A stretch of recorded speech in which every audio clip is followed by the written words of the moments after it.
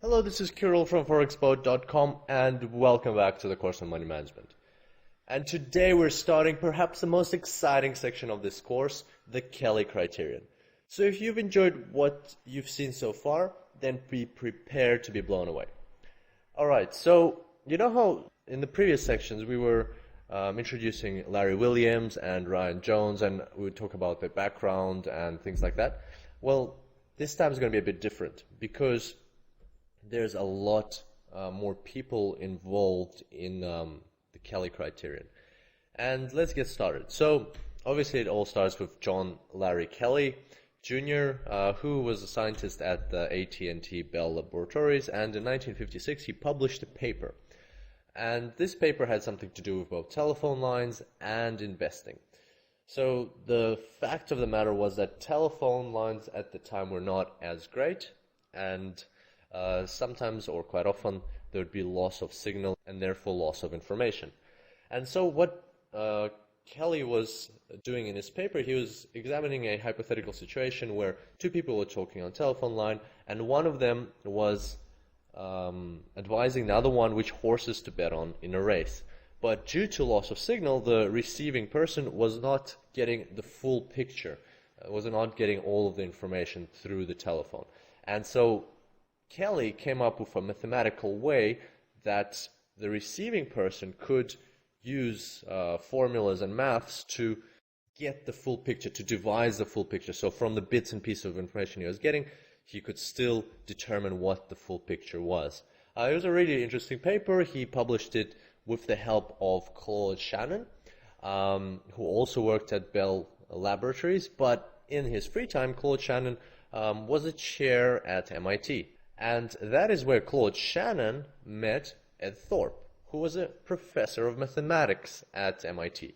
And they became good friends, and together Claude Shannon, Ed Thorpe, and Claude Shannon's wife Betty would go to Las Vegas to play blackjack and play other games in the casino to try outperform the casino, outwin the casino, because they were like really into maths and they tried to apply these mathematical methods.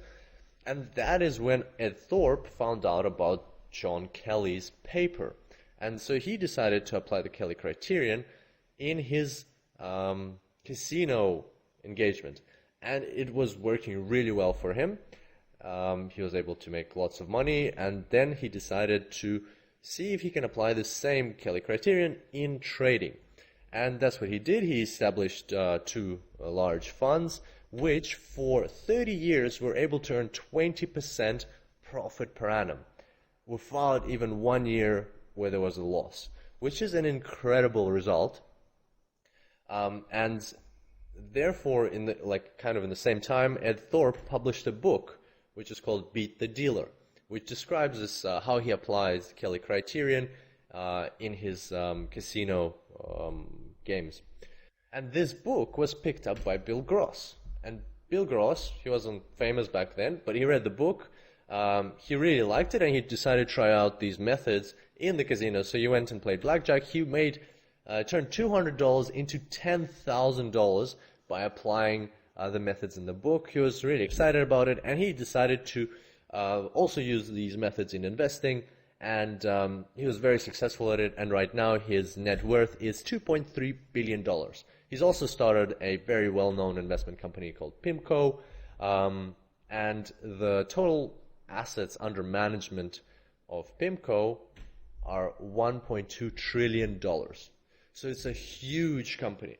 And you can see how this Kelly criterion, it all started from John Kelly and went all the way through to Bill Gross, and you can see how its popularity has grown, how it is successful, how these people have achieved astonishing success by just applying this Kelly criterion that was devised originally in 1956.